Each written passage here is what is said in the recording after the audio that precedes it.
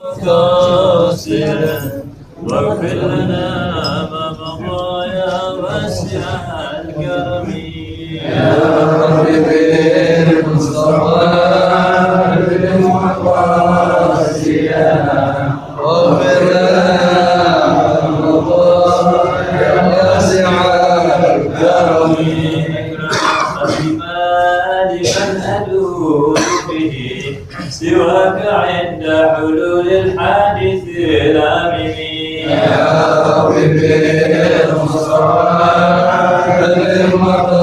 بالمقاصيا واغفر لنا ما مضى يا واسع الكرم ولن يضيق رسول الله جاءك به إلى الكريم تجلى باسم منتجم يا رب بالمصطفى بلغ مقاصدنا واغفر لنا ما مضى يا واسع الكرم وليضيق رسول الله جاءك به إلى الكريم تجلى باسم منتجم يا رب بالمصطفى بلغ مقاصدنا واغفر لنا ما مضى يا واسع الكرم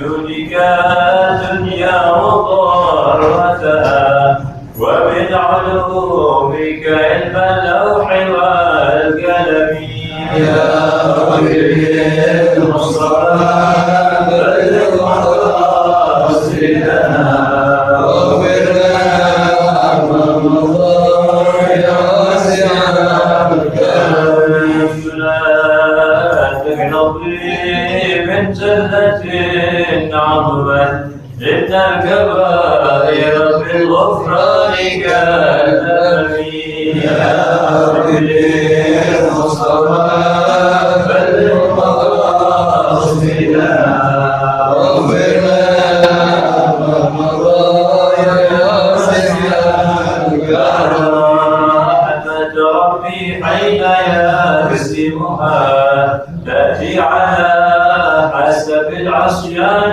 في القسم يا رب بالمصطفى بلغ مقاصدنا واغفر لنا ما مضى يا واسع الكرم رب واجعل وجائي غير منعكس لديك واجعل حسابي غير منخرب يا رب بالمصطفى بلغ مقاصدنا واغفر لنا ما مضى يا واسع الكرم عبدك بالدارين إن له خبرا متى تدعو الأهوال ينهزمين يا رب بالمصطفى بلغ مقاصدنا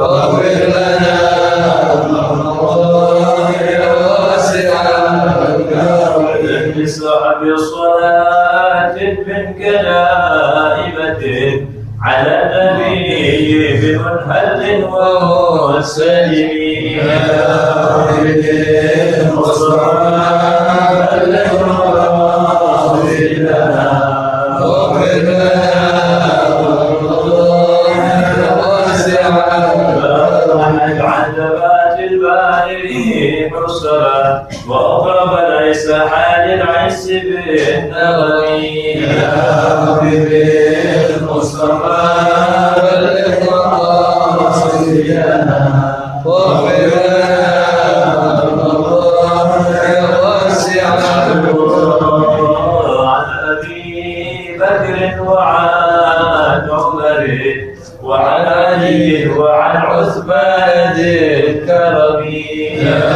رب بالمصطفى بلغ مقاصدنا واغفر لنا ما مضى يا واسع الكرم وصحب ثم التابعين له أهل التقى يا بالمصطفى بلغ مقاصدنا واغفر لنا الله يا واسع اللهم صل وسلم وبارك عليه وعلى آله.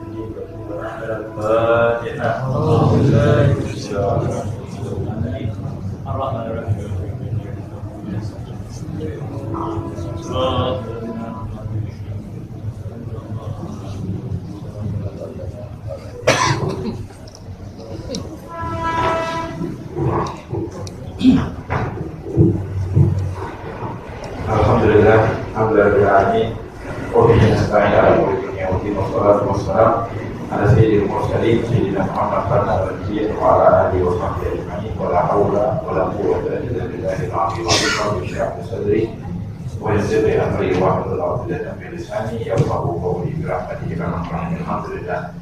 Alhamdulillah, puji dan syukur marilah kita panjatkan kehadirat Allah Subhanahu wa taala yang telah memberikan kepada kita berbagai macam nikmatnya, terutama nikmatul iman, wal Islam, sehat walafiat, taufik wal hidayah, nikmat panjang umur, nikmat itu dijadikan umatnya Rasulullah SAW. Alhamdulillah, tentunya dengan nikmat-nikmat tersebut pada kesempatan malam hari ini kita dapat kembali lagi hadir dalam pengajian kita sekarang di dalam kita baca daripada kitab fikih kitab Al-Muqaddimatul Hadramiyah dikarang oleh Syekh Abdullah bin Abdul Rahman Ba'abawar. Yang terakhir sebelum kita membahas tentang yang berkaitan dengan korban, dulu Al-Fakir telah menjelaskan atau masih di dalam pasal tentang syarat sahnya sholat berjamaah. Mungkin masih kita ingat. Nah sekarang masuk di dalam syarat yang terakhir, yaitu syarat yang ke-6 dan yang ke-7 kita belum baca. Syarat yang ke-6 dan yang ke-7 kita belum baca. Ini terakhir daripada syarat yang ke-7. Dikatakan Bismillahirrahmanirrahim. Qala Syekh Mu'adzib rahimahullahu ta'ala pada nama Nabi wa barakatuh ulumi wa bidaini amin radhiyallahu ta'ala anhu wa qala radhiyallahu anhu wa huwa Syekh Abdullah bin Abdurrahman Ba'abawar fi kitabih Al-Muqaddimatul Hadramiyah. Faslun wa yushtaratu sihhatul jamaah sab'atu syurut ila anqar as-sadisu muwafaqatu fi sunnatin fahishatil mukhalafah. Falau tarakal imam sajdatul tilawah wa sajadahal ma'mum aw aqsuhu aw tarakal imam tashahhud awal wa tashahhadal ma'mum batalat wa in tashahhadal imam wa ramal ma'mum amdan lam tabtul Wasabiu al-mutaba'atu fa in daranahu fi taharruk batalan. Wa kadza in taqaddama alaihi bi ruknaini fi'liyaini aw ta'akhkhara bihima li ghairi udhrin. Fa in daranahu fi ghairi taharruk aw taqaddama alaihi bi ruknin fi'liyyin aw ta'akhkhara anhu bihi lam yadur. Wa yahrumu taqaddumu alaihi bi ruknin fi'liyyin. Wa in takhallafa bi udrin kabut qira'atin bila waswasatin wa ishtighali ma'mum mu'afiqin bi du'a'il iftitah aw raka'a imamuhu fa syakka fil fatihati aw tadhakkara tarkuha aw afra al-imam qira'atahu udhira ila salasati arkanin tawilatin. Fa'idahnya nawal mufaraqah ila akhiri Allah ta'ala a'lam bishawab. Masyaallah hadirin, malam ini kita akan kelarin daripada pelajaran kita tentang syarat sahnya sholat berjamaah. Udah ma'ruf yang pertama, ulangin sedikit ya, ada dapat kita ulangi. Yang pertama adalah tidak boleh si makmum mendahulukan imam. Makmum tidak boleh mendahulukan imam dalam apa? Ya, sekali lagi, dalam apa-apa yang dibebankan oleh badannya dia. Tatkala imam berdiri, badannya yang paling berat bertumpu pada kaki. Kaki bagian tumitnya yang paling bebannya itu ya pada tumitnya. Walaupun ada sebagian orang yang mana dia berdirinya bisa dijinjit pakai apa namanya jari jemari. Nah itu akan dianggap itu nadir. Yang biasanya itu dia waktu berdiri itu yang ditumpu apa itu? Ya, tumit. Makanya si makmum tatkala berdiri tidak boleh mendahulukan tumitnya si imam. Makmum tidak boleh mendahulukan tumitnya si imam. Dia mau sejajar, makruh hukumnya. Sejajar hukumnya makruh. Dan kata sahabat kita paling dijelaskan pada kesempatan yang lalu, hati-hati juga bagi orang yang sembahyangnya dengan imam berdua atau bertiga. Kalau si imam tatkala berdiri dia bertumpu dengan kaki dan tatkala itu makmum bertumpu dengan apa? Dengan tangannya, batal sholat si makmum. Tatkala imam berdiri, tumpuan imam di mana? Ada di kaki. Tatkala itu makmum tumpuannya ada di mana? Ada di tangan. Yang dijelaskan nggak boleh kita mendahulukan imam dengan apa maksudnya mendahulukan imam? Dijelaskan lagi para fuqaha ulama menjelaskan lagi. Yang nggak boleh mendahulukan itu dengan kaki tatkala kita berdiri sama-sama berdiri. Kalau kita sama-sama duduk dalam keadaan duduk, pantatnya di sini, ujung pantatnya kita paling belakang di sini, nggak boleh mendahulukan pantatnya si imam. Itu kalau sama-sama. Tapi kalau berbeda, terkadang berbeda keadaannya imam berdiri, kita dalam keadaan sujud. Tatkala kita sujud itu kita bertumpu pada lidah kita, pada tangan kita, pada dengkul kita. Imam sudah berdiri, kita masih sujud. Ada sebagian orang sembahyang sujudnya panjang banget. Ya hantu padahal sembahyangnya di rumah kayak mungkin bukan banyak orang-orang itu sembahyangnya juga hantu.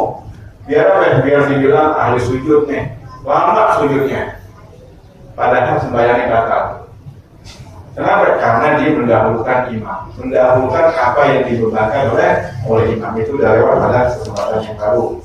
Ya, kemudian ini makanya sahih kita menggarisbawahi fal ya tanabah, maka hati-hati di situ. Memang pada hakikatnya kita disunahkan di dalam shaf itu kalau berdua doang sama imam disunahkan kita ada di sebelah kanan imam dan agak jauh sedikit, tapi hati-hati. Jauh sedikit sekiranya jari jemari kita di belakang tumitnya si imam. Ya, di belakang tumitnya si imam. Tapi ya kalaupun kita nanti berdiri hati-hati. Lebih selamat mundur agak jauh.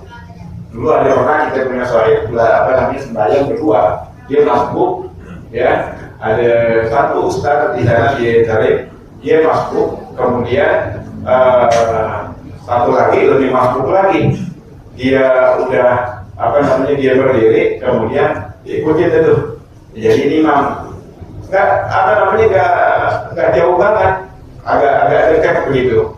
Didorong ke belakang, suruh mundur lagi. Khawatir dia nggak tahu nanti sholatnya jadi batal. Kenapa? Takutnya seperti itu. Ya, Ala kuliah itu banyak orang-orang yang bahkan ustaz-ustaz pada gak paham dengan masalah ini. Maksudnya dia mungkin belum lihat atau gimana, wallahu a'lam. Sahibul kita menggaris bawahi fal yatanabbah, ya, maka hati-hati dalam masalah seperti itu.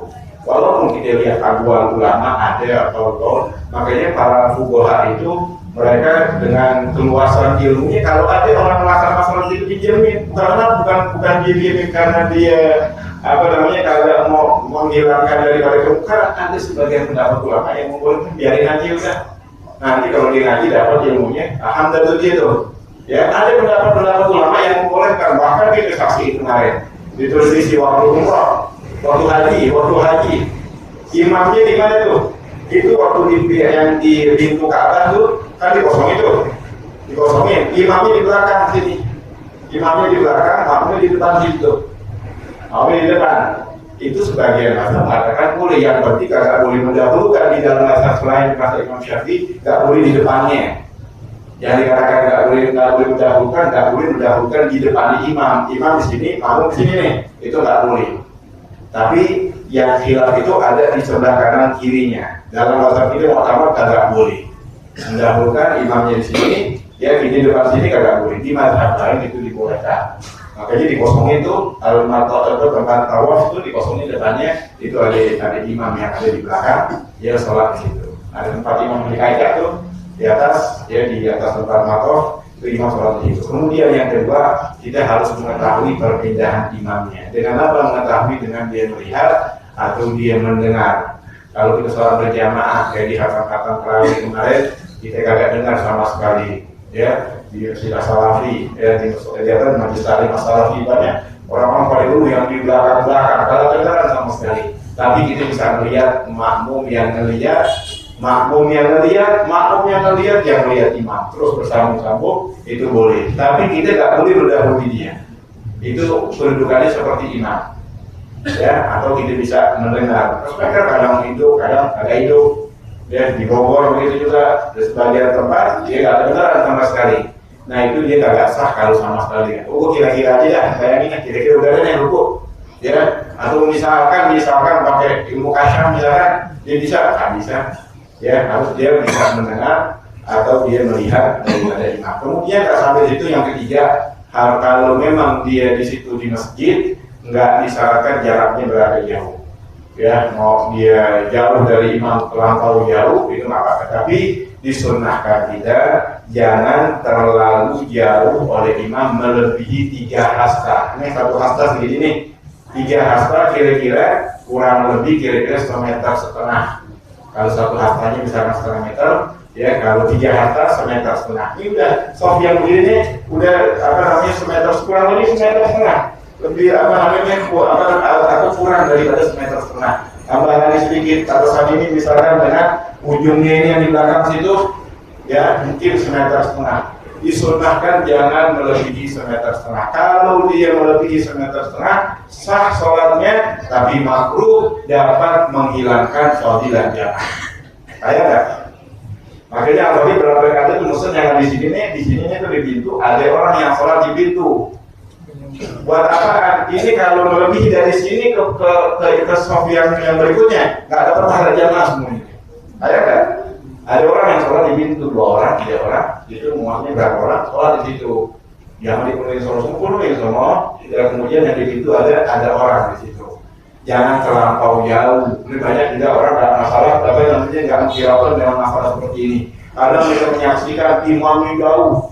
Ya, di mihrab dibikin mihrab sekarang lebih gede mihrabnya. Kalau dulu di Hadramut kalau bikinnya di sini, mihrabnya kecil. Ya, kaki kalau misalkan di sini gitu, munduran sedikit di sini. Ya, munduran sedikit di sini, kemudian imamnya sholat di mihrab. Ini mungkin yang di belakang imam agak mundur sedikit atau sujudnya jangan terlalu maju gitu. Tujuannya apaan? Ya, kalau dia sampai menjauhi daripada 3 hasta, ya sholatnya sah sholatnya. Nggak ada yang mengatakan nggak sah sholatnya, tapi makruh dan dapat menghilangkan fadilah jamaah. Di sholat berjamaah fadilah jamaah dikatakan tuh sayangnya. Jadi lagi jangan terlalu jauh dengan imam atau dengan makmum yang di belakang imam melebihi daripada 3 3 hasta. Kemudian kalau dia di luar masjid disyaratkan jangan ada antara dia dan makmum yang lain tembok, ya, walaupun temboknya dari kaca, kayak kita di sini tuh kaca, ya, jangan ada di mana di sebelah kanannya atau di sebelah kirinya atau di belakangnya tembok yang tertutup, tembok yang tertutup, kecuali itu tembok ada pintunya di depan sini. Pas yang pertama, di soft yang pertama ini mikrofon di sini, misalkan di soft yang pertama itu ada pintu di situ. Kayak di Hadramut ada di Masjid As-Segar, di Masjid As-Segar, ya, Masjid Al-Gom dikatakan di situ dibikin pintunya asal pintunya. Ya, orang-orang kenapa dibikin pintu gini? Pintunya kalau kita jalan biasa gitu tuh malah kita mesti duduk dikit. Yang penting di situ ada jalan yang sekiranya di dalam masjid penuh, pintunya dibuka. Kemudian orang-orang yang di luar nyambung kalau dia sholat di situ. Yang di luar masjid, kalau masih dalam area masjid, nggak apa-apa sholat. Walaupun pintunya ketutup, masih dalam area masjid, masih dalam masjid, walaupun di rambahnya masjid, pelatarannya masjid, terasnya masjid, ya. Walaupun ada di terasnya masjid, nggak apa-apa soal teras masjid, walaupun ada pintu yang ketutup, tapi masih ada jalan lewat belakang, ada apa? Kalau di luar masjid disyaratkan antara imam dan makmum atau makmum dengan makmum yang lain, yang sekiranya sampainya dia ke masjid itu dengan jalan yang mu'tad, dengan jalan yang biasa.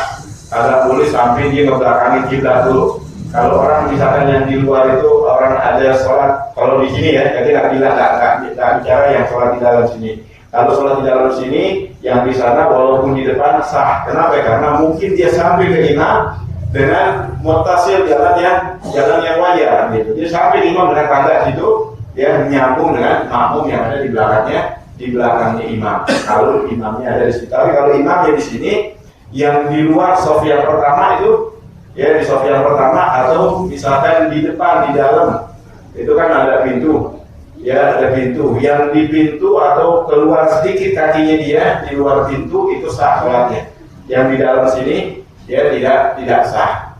Ya, dikatakan ustur itu anda yakuna bainahuma wa baina kulli safin aktsar, dikatakan min salasamiya, mungkin min salasamiya dirah. Kemudian dikatakan wa anda yakuna bainahuma jidah. Ada boleh antara makmum dengan makmum yang lain ada tembok, tidak. Al-babul mughlaq atau pintu yang terkunci, pintu yang rapat. Kalau ada pintu, buka pintunya dikit. Walaupun kata orang yang ada di dalam ruangan, jangan tutup pintunya, aslinya kan nggak dingin. Buka ganjel pakai tata, ganjel dikit pakai tata, buka sedikit, nggak mesti buka semuanya. Udah, yang penting kebuka pintunya, sholat yang di belakang sah sholatnya. Yang di luar sholatnya menjadi sah. Tapi kalau itu gerak aja, ada anak kecil misalkan rapatnya itu, batal sholat juga. Nggak nyambung dia dengan, walaupun dia mendengar atau melihat gerakannya imam atau gerakannya makmum, mendengar itu tidak sah daripada sholatnya. Ya, atau di belakang sholat di situ tuh, ruangan sana pintunya ditutup. Kan kelihatan tuh pakai kaca, kita lihat nggak sah sholatnya. Buka sedikit, nggak mesti buka semuanya, buka sedikit. Ya, itu jadi mutasil dengan apa? Dengan makmum yang ada di depannya. Kemudian yang keempat dikatakan, jadi yang kedua tadi dia mengetahui bahwa tidak hanya imam. Yang ketiga, kalau memang dia di dalam masjid nggak disyaratkan jaraknya berapa jauh, tapi kalau di luar masjid nggak boleh melebihi 300 hasta untuk sahnya berjamaah. Tapi fadilah jamaah 3 hasta aja, dia melebihi daripada 3 hasta itu tidak mendapatkan fadilah daripada sholat berjamaah, hukumnya makruh. Tapi jamaahnya sah, beda tuh. Yang kita bilang nggak sah sholatnya, cuma fadilah jamaah dia nggak dapat. Kemudian juga dimakruhkan kita untuk menyiapkan tempat buat imam lebih tinggi ketimbang makmum atau sebaliknya, makruh hukumnya. Kemudian yang keempat, harus dia niat berjamaah. Sholat dengan imam harus niat makmuman. atau jamaatan atau iktidaan. Kalau dia mengikuti imam tanpa niat makmuman maka tidak sah sholatnya. Atau dia ragu udah niat makmuman atau belum, nggak sah sholatnya. Kalau nggak sah sholatnya, batal sholat itu dia udah takbiratul ihram lagi, ulangin sholatnya dia. Kalau dia ingat dia tidak niat makmuman atau dia ragu dia niat makmuman atau tidak. Jadi walaupun di dalam takbiratul ihram wajibnya hanya 3, usolli fardhunya kemudian sholatnya usolli fardhu dhuhri, tapi setelah itu wajib dia niat makmuman. Lebih afdalnya kita bawa waktu takbiratul ihram, ya. Kemudian yang ke-6 dikatakan yang ke-5 tadi dikatakan niatul kedua, kemudian yang ke-5 sholat, jadi sholatnya sama makmum dengan imam. Apa itu maksudnya ini sholatnya? Yakni di dalam sholat berjamaah imam dan makmum sama sholatnya dalam arti ada rukuknya, ada i'tidalnya, ada sujudnya. Rukuknya sekali, i'tidalnya sekali, beda dengan sholat gerhana. Kalau di sholat gerhana rukuknya dia habis rukuk, kemudian dia i'tidal, kemudian waktu dia i'tidal baca surah Al-Fatihah, baca surah setelah surat Al-Fatihah dia rukuk lagi, kemudian dia i'tidal lagi. Itu sholat gerhana namanya. Baik gerhana matahari ataupun gerhana bulan. Nggak sah sholat yang beda daripada nazam, daripada sholatnya dia atau dengan sholat janazah. Tapi kalau misalkan sholat zuhur dengan asar atau fardhu dengan sunnah, itu hukumnya sah sholatnya. Kalau dia tahu, ya maka makruh hukumnya dapat menghilangkan daripada fadilah jamaah, tapi sholatnya sah. Ya sholatnya sah. Kita nggak tahu nih dia mau sholat, dia lagi sholat zuhur atau sholat qobliyah, kita nggak tahu, ikutin. Ya kalau misalkan dia bilang oh gue lagi sholat qobliyah, kenapa ikutin aja, nggak tahu. Ya kalau dari mana kita nggak tahu, sholat aja kita sama dia, sah sholat kita. Ya kalau kita tahu dia lagi sholat qobliyah, jangan kita ikutin. Nanti dia salah baru kita ikutin. Sholatnya sah. Kenapa? Karena nazamnya itu sama. Ya walaupun beda daripada jenis sholatnya zuhur dengan asar atau adaan dengan qadaan, sunnah dengan fardhu, sah sholatnya dia. Kemudian yang ke-6 sampai kita dalam pembahasan yang ke-6. Apa itu yang ke-6? Wal al-muwafaqatu fi sunnatil fahishatil mukhalafah. Kita harus mengikuti daripada imam. Jangan kita mukhalafah dengan imam dalam sunnah yang terkala imam ya meninggalkannya itu kelihatan mukhalafahnya sangat fahish, sangat buruk. Contohnya apa? Falau tarakal imam, kalau imam meninggalkan sajadah tilawah, sujud tilawah, wa sajadahal ma'mum, dan makmum sujud. Atau sebaliknya. Tadi dikatakan imam meninggalkan sujud tilawah, makmumnya sujud tilawah. Sekarang kebalikannya. Ya, imam melaksanakan sujud tilawah, makmum tidak sujud tilawah. Itu yang pertama. Yang kedua, awtarakal imam tasyahudul awal. Imam meninggalkan tasyahud awal, lupa imam meninggalkan tasyahud awal. Wa tasyahadal makmum, makmum tasyahud. Batalat salat makmum. Maka si makmum sholatnya batal. Padahal imam gak ngerjain sunnah, mau ngerjain sunnah. Imam, dia kan mestinya imam tasyahud awal. Ini dia gak tasyahud awal, jangan dipakai lagi dari imam. Ya, gak ngerti dia sholatnya. Namanya manusia, makhluk khata manusia, dia mungkin lagi punya banyak pikiran gimana. Ya dia pikir masih rakaat yang pertama, dia dibangun rakaat yang kedua, dia lupa. Jadi enggak tasyahud awal. Tatkala itu kebanyakan yang kalau memang terjadi begitu, masjid itu ramai gemuruh. Subhanallah. Mestinya kalau imam belum berdiri, buru-buru dia baca subhanallah dengan niat zikir, dengan niat subhanallah zikir. Subhanallah. Yang keras baca subhanallah. Udah cukup. Imamnya udah berdiri tegak, udah. Jangan pakai teriak yang kencang. Ini makmum yang awam yang pada gagak ngaji nggak paham. Kalau teriak dia kekeh dia subhanallah dibaca juga. Ya, dibaca juga tuh tasyahud awal. Tapi kata ulama kalau dia jahil nggak batal sholat karena kejahilannya dia. Tapi jangan tidak anggap kok enak banget tuh kalau orang jahil nggak batal. Karena dia mendapatkan dosa dengan dia kagak ngaji. dengan dia tidak menuntut ilmu, nggak nanya kepada ulama, itu mendapatkan dosanya di situ. Sholatnya dia sah karena dia ketidaktahuannya dia. Ya, ketidaktahuannya dia, sholatnya sah. Tapi dia mendapatkan dosa dengan dia meninggalkan daripada bertanya kepada ulama atau dia menuntut daripada ilmu di situ. Yang apa namanya? Yang bahayanya di situ.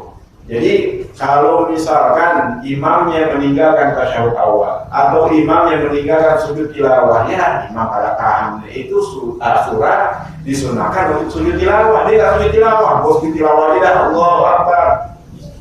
Dia pengen dapat fadilah yang di dalam sujud tilawah dikatakan apabila iblis katanya merintih kesakitan dan dia berteriak, dia mengatakan ya sungguh beruntungnya Bani Adam yang mana mereka diperintahkan untuk sujud, kemudian mereka bersujud.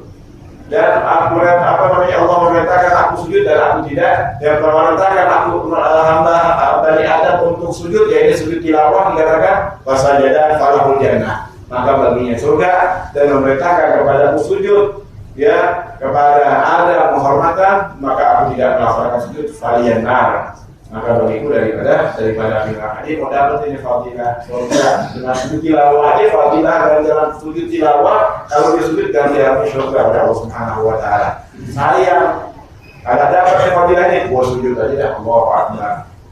Biar iman paham nih, sujud tilawah batal sholatnya. Ya, kalau batal. Kemudian dikatakan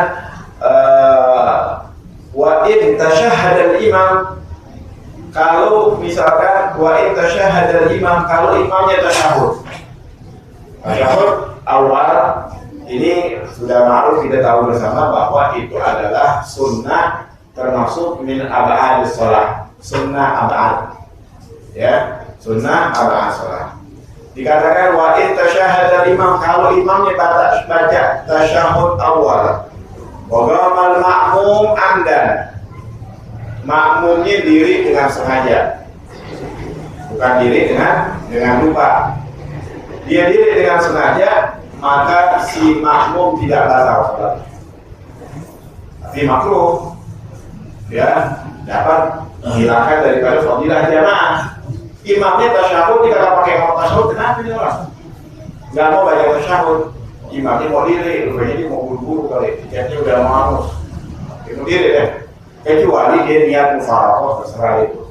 Ini kagak niat mufaraqah, mestinya kalau memang misalkan dia nemui ya Allah imam modelnya rame banget, bayangin. Ini kereta udah mau berangkat, niat mufaraqah, niat mufaraqah yang begitu kalau apa? Uzur. Ya kalau dia niat mufaraqah, tapi kalau niat mufaraqah tanpa dengan uzur itu makruh hukumnya. Kemudian dikatakan apabila dia melakukan daripada imamnya membaca tasyahud awal dan makmum berdiri dengan sengaja, tidak batal. Dari mana kalau dibedakan dengan yang pertama? Padahal yang pertama, masya Allah, imamnya kagak tasyahud awal, dia ngerjain tasyahud awal. Tapi kebalikannya, kalau imam ya membaca tasyahud awal, si makmum nggak tasyahud awal, malah jadi sah sholatnya. Kenapa? Karena yang pertama itu dia membuat daripada sunnah yang mana imam meninggalkan. Imam lagi melaksanakan yang fardu, mau mengerjakan daripada sunnah. Maka di situ dikatakan apa namanya takhalluf, ya dikatakan mukhalafah fahisyah, yang mana sangat buruk daripada keadaan yang fardu duduk, yang waktu berdiri. Kemudian yang ketujuh, yang terakhir, apa itu al-mutaba'ah? Ya, al-mutaba'ah fa in qaranahu fi taharrum batalat. Harus kita itu ngikutin imam. Dijadikan imam itu dikatakan idza kabbarul imam fakabbiru. Apabila imam bertakbir, maka takbirlah. Apabila kita membarengi takbiratul ihram dengan takbiratulnya ihram imam, maka batal salatnya. Bahkan dikatakan kita tidak mendahulukan imam, kita membarengin. Bahkan membarengi di sini dikatakan qaranahu fi taharruf aw ba'dahu, ya, aw fi ba'dihi, atau di sebagian takbiratul ihramnya. Seperti ada sebagian imam takbirnya agak panjang, Allahu Akbar, kamu nggak sadar. Imam belum mengucapkan roh pada akbar, ya masih Allah, makmumnya Allah. Imam itu akbar, makmumnya baru akbar. Nggak ngedahuluin dia, tapi ngebarengin di sebagian daripada takbiratul ihramnya, maka batalah sholat. Ailam tanah agit sholat, nggak dianggap daripada sholatnya. Ya. Kemudian, jadi batal sholat gimana ya? Takbiratul ihram tadi, bukan yang tadi nggak dianggap udah. Ya. Kemudian wakada itaqaddama alaihi biruknaini fi'liyan. Begitu juga batal sholatnya apabila si makmum mendahulukan imamnya dengan dua rukun fi'li. Dengan dua rukun fi'li. Dua rukun fi'li, ruku dan i'tidal. Imamnya masih membaca daripada surat Al-Fatihah dan setelah surat Al-Fatihah panjang. Tujuannya makmum dia ruku nih, ya kali-kali imam ruku jadi agak cepat kali sholatnya. Allahu Akbar. Ternyata benar imam sengaja banget ini. Ya, si makmum pegang buru-buru, si imam ya panjang bacaannya, paling cakep bacaan yang ada di kerjaan menghadap Allah Hatta itu. Mestinya tuh imam-imam rawatib kirimin deh ke rumahnya biar pada baca yang benar tuh. Hafalin bacaan-bacaan seperti itu, kayak di masjid-masjid tarim tuh baca itu deh. Ya, apa yang diamalkan menghadap Abdullah bin Al-Haddad, pendek-pendek surat-suratnya. Dia mau baca surat-surat yang panjang. Nggak apa-apa, boleh, cuma kalau sekiranya ya terlalu panjang, ya sampai makmum yang lain pada ngeluh, ya terlalu panjang itu, maka yang demikian itu hukumnya haram. Ya, Mu'adz bin Jabal pernah itu oleh Rasulullah Shallallahu Alaihi Wasallam. Ya, dalam masalah sholat subuh, para sahabat dulu oleh Rasulullah. Ya, Rasulullah tadi kita sholat sama Mu'adz bin Jabal mungkin mana Mu'adz bin Jabal dipanggil oleh Rasulullah SAW. Ya, padahal suaranya enak, suaranya bagus. Katakan Rasulullah, apakah anda yang Mu'adz? Apakah mau membuat fitnah? Engkau wahai Mu'adz, fitnah di mana? Fitnah yang akhirnya orang-orang kaum muslimin nggak mau sholat berjamaah. Kenapa? Makmum imamnya terlalu lama daripada bacaannya. Ya, jadi kalau misalkan seperti itu nih, imam panjang banget bacaannya. Si makmum kalau kuat di ruku Allahu Akbar, kencang lagi bacaannya, rukunya Allahu Akbar. Sampai makmum yang lain kira imam yang ruku, katanya bukan imam yang ruku, imam yang ruku. Ngedahuluin satu rukun, belum batal belum, makruh. Ya, makruh, nggak batal sholatnya. Tatkala imam udah di akhir surat atau masih baca juga suratnya, wah kurang kencang kayaknya. Tambah lagi sami Allahu liman hamidah, ya dua rukun, tapi belum sempurna.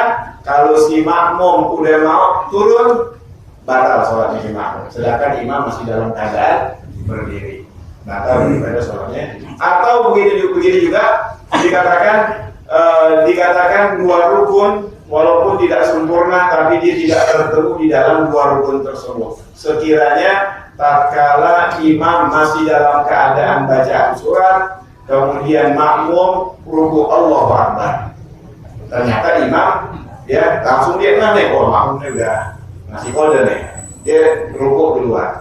Kemudian tatkala imamnya mau ruku, si makmum sami Allahu liman hamidah. Dua rukun tidak bertemu dengan imam, ini termasuk daripada mendahulukan imamnya dua rukun. Maka tatkala syuruh dia bersujud, dia mau melaksanakan sujud, batal sholatnya si makmum. Fa'in qaranahu fi ghairi taharrum, kalau dia membarengi imam di selain takbiratul ihram, atau taqaddama alaihi bi ruknin fi'liyin, atau dia mendahulukan imamnya dengan satu rukun fi'li, atau ta'akhir anhu bihi, atau ketinggalan dengan imamnya tanpa dengan udzur, lam yadur, enggak apa-apa, enggak batal sholatnya. Tapi hukumnya makruh, dapat menghilangkan daripada fadilah jamaah di tempat itu. Dia mendahulukan di situ tuh, enggak ada fadilah jamaah di waktu itu tuh, enggak kerekan dia mendapatkan fadilah jamaah. Di rakaat yang lain rapi sholatnya, dapat fadilah jamaah. Enggak seluruhnya enggak dapat daripada fadilah jamaah, lam yadur. Kemudian wa yahrum taqaddum alaihi bi ruknin fi'liyin. Ya, dikatakan dan haram hukumnya. Ya, hukumnya haram taqaddum alaihi bi ruknin fi'liyin. Ya, hukumnya haram, bukan makruh dikatakan. Wa yahrum taqaddum alaihi bi ruknin fi'liyin. Ya, jadi maaf, itu hukumnya bukan mendahulukan imam dengan satu rukun fi'li, itu bukan makruh tapi hukumnya haram. Wa yahrumu, dan diharamkan taqaddumu, mendahulukan atas imamnya dengan satu rukun fi'li. Tamin ma'al ilm wal amal, dengan sengaja-ngaja dia tahu, bukan dia tadi suara imam tuh kayak tadi makmum tuh, ternyata makmum yang ruku, dia ruku, ternyata imamnya belum ruku, tungguin di situ, tungguin imamnya di dalam rukunya dia. Maka yang demikian itu tidak termasuk daripada yang diharamkan. Tapi kalau dia tahu imamnya belum ruku, kemudian dia ruku, maka itu hukumnya haram, tapi sholatnya sah, tak batal. Sholatnya tak batal, haram tapi tidak membatalkan. Bal huwa minal kabair, bahkan termasuk dosa besar. Mendahulukan imam dengan satu rukun itu dosa, termasuk dosa besar, sebagaimana disebutkan di dalam hadis ama yakhsha alladhi yarfa' ra'sahu qabla al-imam an yuhawwila Allah ra'sahu ra'sul imam. Tidakkah kalian takut ya atas orang-orang yang mendahulukan daripada imamnya, ya, an yarfa' ra'sahu, dia mengangkat daripada palanya dia sebelum imam mengangkat daripada palanya untuk digantikan palanya menjadi daripada ra'sul imam, menjadi pala keledai. Ya, bagi pernah cerita nih. Dulu katanya pernah dengar dari satu ustadz yang tinggal di kota Zabid. Di sana ada satu warga di situ yang mana dia selalu pakai pailasan. Pailasan itu dia pakai kayak kerudung, dia lihat wajahnya dilihat. Tak pernah kelihatan mukanya orang kelihatan. Ditanya-tanya orang dekat, aneh pernah ingkar dengan hadis ini. Diingkar dengan hadis ini dan dia melaksanakan daripada atau mendahulukan daripada imamnya. Ya, Rasulullah sudah bersabda dari situ, dia mengingkari daripada hadis ini, akhirnya dirubah oleh Allah Subhanahu wa taala wajahnya menjadi wajah keledai. Sebagai orang mengatakan digantikannya nanti ini katanya di hari kiamat nanti digantikannya. Bukan di dunia, tapi ada sebagian yang dipercepat daripada sanksi tersebut di dunia sebelum di akhirat. Kemudian dikatakan wa in takhallafa bi udhrin, kalau ketinggalan dengan imam dengan uzur, kabut qiraatin bila waswasah, seperti bacaannya lambat tapi tanpa ada waswas, bacaannya lambatnya makmum, ketinggalan dulu imamnya. Ya, bukannya was-was dia bacanya kotik, ya, lambat bacanya. Wastighal al-ma'mum al-muwafiq bil iftitah awraka imamuhu fasyakka fil Fatihah. Ini contoh-contohnya banyak nih. Jadi yang pertama dikatakan wa ittakhallafa bi udhrin, kalau si makmum ketinggalan dengan imam ada uzur. Seperti apa? Bacaannya lambat, bukan dalam keadaan waswas, atau si makmum menyibukkan daripada doa iftitah. Makmum yang muafik sunnah untuk membaca doa iftitah, imamnya baca ya langsung, tak pakai doa iftitah, langsung baca Fatihah. Auraka imamuhu, atau ruku ya imamnya, kemudian si makmumnya baru ingat, lah kayaknya belum baca Fatihah. Makmumnya bukan masbuk. Kalau makmum masbuk ya udah nggak gugur Fatihahnya. Tapi selagi dia bisa, waktu dia takbiratul ihram kira-kira guru baca Bismillahirrahmanirrahim, alhamdulillah, wajib itu dibaca dua surat. Kalau sekiranya nggak keburu, dia baru takbiratul ihram, imamnya ruku, ya udah ruku. Ditanggung Fatihahnya imam yang begitu. Bukan dari awal, ya bukan kita berjamaah tanggung imam, nggak usah pakai baca apa-apa, ikutin imam aja udah. Imam mau kemana sih, kita ikutin aja. Nggak begitu, diwajibkan kita untuk membaca surat Al-Fatihah. Kalau kita belum baca Fatihah atau ragu, udah baca apa belum? Si imam ruku, Allahu Akbar, Fatihah udah baca belum ya? Ini muafik nih, bukan yang masbuk ya. Kemudian ya contoh yang berikutnya, autadzakara buah, dia ragu atau dia yakin meninggalkannya. Au asra al imam, atau imamnya bacaannya terlalu cepat. Namun biasa bacaannya, imam aja terlalu cepat. Maka yang demikian, kalau dia ketinggalan nama imam, diberikan uzur sampai 3 rukun yang panjang. 3 rukun yang panjang, yang pendek agak hitung. Rukun yang panjang ruku, dia kan lagi baca terus Fatihah nih, imamnya ruku, Allahu Akbar. Biarin imamnya ruku, baca Fatihah. Bismillahirrahmanirrahim. Sami Allahu liman hamidah. Maliki yaumiddin, iyyaka na'budu wa iyyaka nasta'in. Ruku, ya, sami Allahu liman hamidah, ruku. Jadi yang dihitung ruku, kemudian tidak nggak dihitung rukun pendek. Sujud yang pertama dihitung 2 tuh. Kemudian duduk antara 2 sujud nggak dihitung. Kemudian sujud yang kedua. Ya, jadi sampai sujud yang kedua. Jangan sampai imam bangun dari sujud yang kedua kita belum ruku juga. Kalau nggak kelar Fatihahnya, nggak kelar, ya masih Maliki Yaumiddin, imamnya udah di ruku ya yang kedua. Benar-benar lambat bacaan itu. Ya, dari awal tadi baru Maliki Yaumiddin, ya karena imamnya udah sujud yang kedua. Kalau imamnya bangun dari sujud yang kedua, ini masih ngikut, masih Fatihah juga, batal sholatnya. Udah 3 rukun, masih nggak ngejar juga. Ya, benar-benar mesti dipelajari lagi, pelajari lagi bacaan daripada Fatihahnya dia. Kalau misalkan terjadi demikian, dia udah ruku, imamnya bangun dari sujud yang kedua, nggak batal sholatnya. Karena bukan 3 rukun yang panjang dia ketinggalannya. Dia udah di posisi ruku. Tapi kalau dia belum ruku, imamnya bangun, maka batal daripada sholatnya. Diberikan uzur sampai 3 rukun.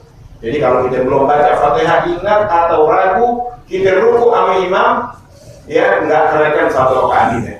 Misalkan kita udah terlanjur ruku, tadi kayaknya Fatihah belum ada baca, nggak dianggap rakaat yang pertama sama imam itu nggak dianggap. Dia sholat 4 rakaat, sop yang paling depan di belakang imam persis lagi. Yang lain makmum, so masjid pada salam semuanya, imam sholat di salam. Ya rakaat yang pertama tadi ada belum baca Fatihah. Ingat, yakin atau dia ragu? Belum baca Fatihah, bener ya belum baca Fatihah. Anda ngomong sholat tadi, pikirin aplikasi material gimana bayarnya. Mana tahu kan tuh ngomongnya siapa? Lagi bayar. Ya dipikirin seperti itu. Ruku baru dia ingat. Atau di rakaat pertama dia udah ruku sama imam. Kalau dia belum ruku baca Fatihah, ini udah terlanjuran ruku sama imam. Ya udah, nggak bisa balik lagi mana sholatnya dia. Ikutin imam salam, bangun deh. Kalau dia bangun juga batal sholatnya, sholat lagi. Ya, dia nanti 1 rakaat kurang daripada 1 rakaat. Imam salam, jangan imam udah bubar, udah sholat baru bangun, nggak bisa. Udah terlalu bidangnya udah panjang, nggak bisa kami 1 rakaat kurang daripada rakaat dari awal sampai akhirnya. Kemudian dikatakan fa'in dada, kalau emang sekiranya melebihi daripada 3 rukun, ini belum kelar juga Fatihah. Ya, masih di ihdinas shiratal mustaqim shiratal ladzina an'amta alaihim. Dikit lagi nih. Ini udah niat mufaraqah dulu. Atau tinggalkan awal fadahu fima huwa fihi wa ata bi rak'atin ba'da salam. Atau kalau kira-kira misalkan boleh dimiliki 2 pilihan. Yang pertama, dia niat mufaraqah. Terus Fatihah biarin imam. Yang kedua, dia ikutin imam langsung ditinggalin Fatihahnya, dia ikutin langsung, nggak dia digugur rukuknya, tidaknya sujud yang pertama, duduk antara 2 sujud, langsung dia sujud sama imamnya. Turun dia apa sujud sama imam, sujud, imamnya berbangun dari sujud, udah ikutin imamnya. Nggak batal sholatnya dia. Tapi dikatakan wa ata bi rak'atin ba'da salam. Tambahin 1 rakaat setelah salamnya imam. Hadza fil muwafiq. Ini buat orang yang muwafiq, bukan orang yang masbuk. Wahwa, siapa itu muwafiq? Lawannya masbuk siapa itu? Wahwa man adraka ma'al imam gadra Fatihah. Orang banyak menyangka muwafiq itu adalah orang yang takbiratul ihramnya sama imam bareng. Bukan. Makna muwafiq itu yang sekiranya dia takbiratul ihram di belakang imamnya yang masih dalam keadaan berdiri, kemudian dia takbiratul ihram Allahu Akbar, imamnya di pertengahan surat atau di ujung surat, tapi dia kalau dia baca Fatihah bisa suratnya panjang-panjang dibaca imam, atau baca surat Sabih Rabbikal A'la di pertengahannya kan bisa tuh. Ini namanya bukan masbuk, namanya bukan Fatihah, dia kagak dapat takbiratul ihram lagi. Fatihah tidak dapat. Kemudian surah Sabihi sudah pertengahan baru ditakbirkan Allahu Akbar. Kalau dia baca itu Fatihah keseluruhannya dapat bisa Bismillahirrahmanirrahim sampai lalu maghdubi alaihim waladdallin, imam sekiranya masih berdiri juga, itu namanya muafiq. Tapi dia gagal baca Fatihah, ya wajib dibaca Fatihah, itu namanya muafiq. Wa huwa man adraka ma'al imam ghadra al-Fatihah. Wa amal masbuk idza raka'a al-imam fil Fatihah fa in ishtaghala bi sunnah ka dua iftitah atau ta'awudz qira'ah bi ghadriha. Ya, waktunya enggak cukup dan masuk dari waktu Isya. Ya, sedikit tadi bahasannya dikatakan adapun masbuk. Adapun masbuk idza raka'a al-imam, kalau ruku imamnya. Ya, kemudian dikatakan amal masbuk idza raka'a al-imam fil Fatihah, ruku daripada imamnya fa in ishtaghala. Ya, kalau si makmum tadi menyibukkan dengan sunnah seperti apaan? Ya, ini orang udah masbuk. Kemudian mestinya masbuk itu jangan pakai baca doa iftitah. Fa in ishtaghala bi sunnah ka doa iftitah. Kalau dia menyibukkan dengan doa iftitah, awit ta'awuz atau dengan a'udzubillahi minasyaitonir rajim qira'a bi qadriha, maka si makmum wajib membaca Fatihah dengan sekedarnya. Ya, dengan sekedarnya. Summa in adraka fi ruku' adraka rak'ah wa illa fala. Kemudian kalau dia mendapatkan imamnya di ruku' dan tumakninah, maka dapatkan rakaat. Kalau dia kagak, enggak dapat rakaat. Misalkan imam udah di akhir surat, pendek lagi suratnya. Dia baca misalkan atau di surat Al-Huda, dia baca surat Al-Huda. Ya, kemudian si makmum Allahu Akbar, kemudian dia baca Bismillahirrahmanirrahim, subhanallah, ya Allah, kelupaan. Dalam hati dia ngomong kelupaan, kata ngomongnya. Ya, dalam hati gitu dia baca bukratan wa asilan, ya Allah, kenapa baca doa kita? Ya, memang apa namanya kebiasaan dibaca doa kita langsung dibaca doa kita. Dia nggak sengaja imam baca surat pendek banget, di awal surat dia baru bukratan wa asilan. Lepas itu kemudian digantiin sekedar Fatihah. Itu Allahu Akbar katsira, alhamdulillah katsira, subhanallah bukratan wa asila. Kira-kira kalau Fatihah kadarnya kira-kira 3 ayat. Bismillahirrahmanirrahim, alhamdulillahirabbil alamin, arrahmanirrahim. Rukuknya wajib dia membaca 3 ayat pada surat Al-Fatihah. Walaupun ini masbuk. Jadi masbuk itu bukan berarti dia nanti ketinggalan oleh imam. Kalau dibaca Fatihah enggak bakal berburu, masbuk itu namanya. Tapi imam lagi baca surat, udah tahu suratnya pendek, dia mau menyibukkan dengan baca doa iftitah, diwajibkan pengganti daripada doa iftitah Fatihah sekedar panjangnya doa iftitah, diwajibkan. Kemudian nanti kalau emang dia dapat ruku dengan imam, maka dia mendapatkan 1 rakaat. Kalau dia nggak mendapatkan, tidak mendapatkan daripada rakaat. Kalau dia main ruku aja, dia nggak dapat 1 rakaat. Padahal dia dapat ruku, tapi ditinggalin itu Fatihah sekedarnya dari 3 ayat, nggak dapat daripada 1 rakaat bersama imamnya. Dikatakan wa illa falatu wa yuwafiqu bi wayati rakaatin. Diikutin imamnya, dia ruku sama imamnya, dia belum membaca Fatihah, ikutin imamnya wayati bi rakaatin, tambahin lagi 1 rakaat. Wa illam yashtagil bi sunnah, kalau dia tidak menyibukkan dengan sunnah tapi dengan surat Al-Fatihah aja, tapi enggak kelar Fatihah, baru dia baca Bismillahirrahmanirrahim, alhamdulillahirabbil alamin, arrahmanirrahim, maliki yaumiddin, imamnya Allahu Akbar. Maliki yaumiddin, imamnya Allahu Akbar. Terusin jangan dikatakan qata'al qiraah, putusin bacaannya, wa raka'ah ma'ah, rukuk bersama imam. Wallahu ta'ala ala bisawab. Rabbana fa'ala bima 'allamtana wa bi'ilmina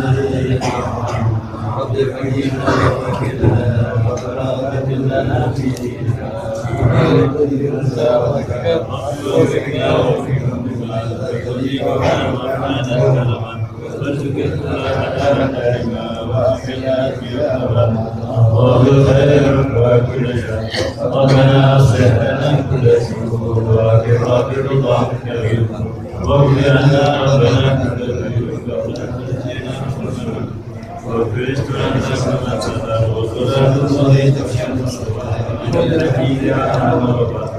كتابك فيه الناس شيبا وعلمنا فيه من كلها قال صحيح تصحيح بذنبه اللهم اهدنا بهداك واجعلنا ممن يبارك رضاك لا تكلنا من جنتك ولا حسب الله ونعم الوكيل على ما توكلنا صلى الله على سيدنا محمد وعلى اله وسلم الحمد لله رب العالمين بسم الفاتحه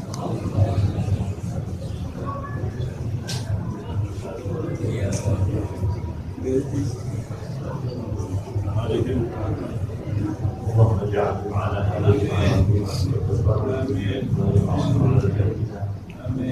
اللهم لا تجعلنا في مجلس ولا من الرسل والمولد ولا الله تعالى ولا حاجه الى بغير صلى الله عليه وسلم